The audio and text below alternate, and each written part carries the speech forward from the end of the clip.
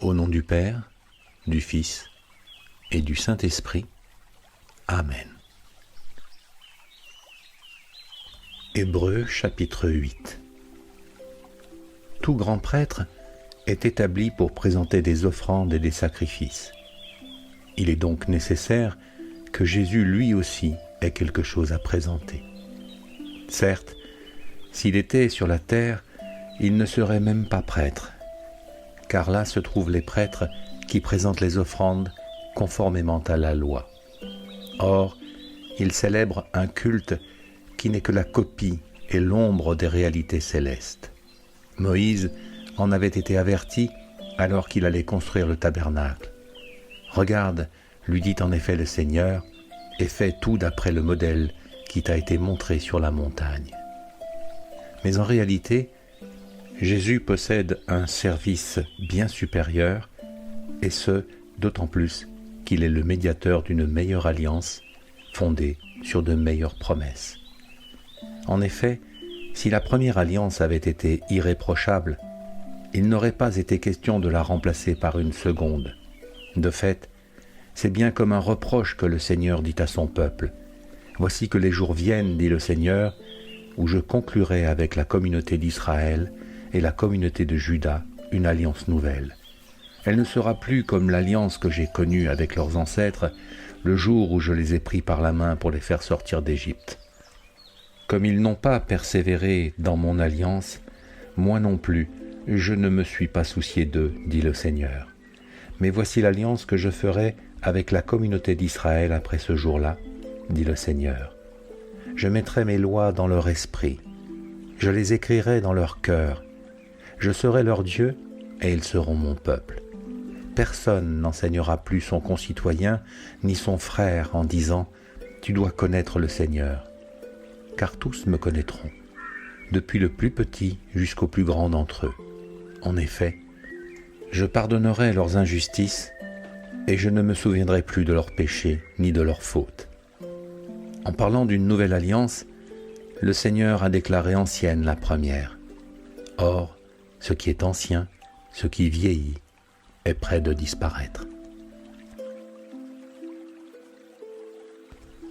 L'Épître aux Hébreux occupe une place à part dans le Nouveau Testament. C'est un texte fort dont la portée est extraordinaire, pour ne pas dire révolutionnaire. En effet, il marque la rupture avec l'ancienne alliance, celle de Yahvé avec Moïse, dont le peuple n'a cessé de se fourvoyer, de désobéir et de se perdre hors du chemin du Seigneur. L'Épître aux Hébreux annonce ainsi la nouvelle alliance, prenant exemple sur la foi d'Abraham. Ainsi est renouvelée l'alliance des hommes avec Dieu à travers Jésus-Christ, qui est désormais prêtre du Très-Haut.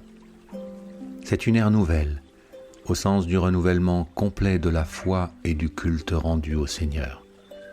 Ce culte abolit l'ancien culte hébreu et ses nombreuses lois venues obstruer la porte du royaume.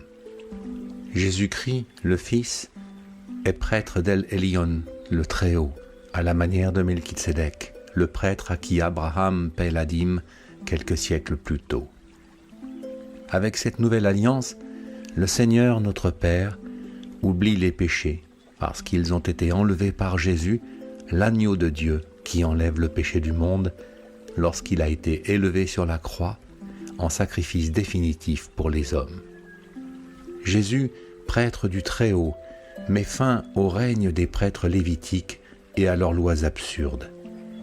Jésus, prêtre, est l'exemple absolu du grand prêtre, saint, irréprochable, sans souillure, séparé des pécheurs parce qu'élevé dans le ciel. C'est la fin des odieux sacrifices d'animaux, des rituels insensés et vains, des contraintes, des carcans qui sont autant d'obstacles à la rencontre du Père, dans l'amour et la lumière, dans la simplicité de la prière et la liberté de chacun d'exercer sa foi dans la vertu et l'intelligence de l'Esprit Saint.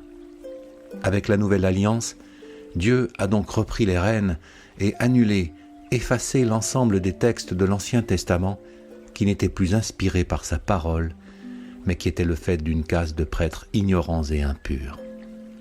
Il devenait dès lors important de distinguer dans l'Ancien Testament ce qui était inspiré par Dieu de ce qui ne l'était pas.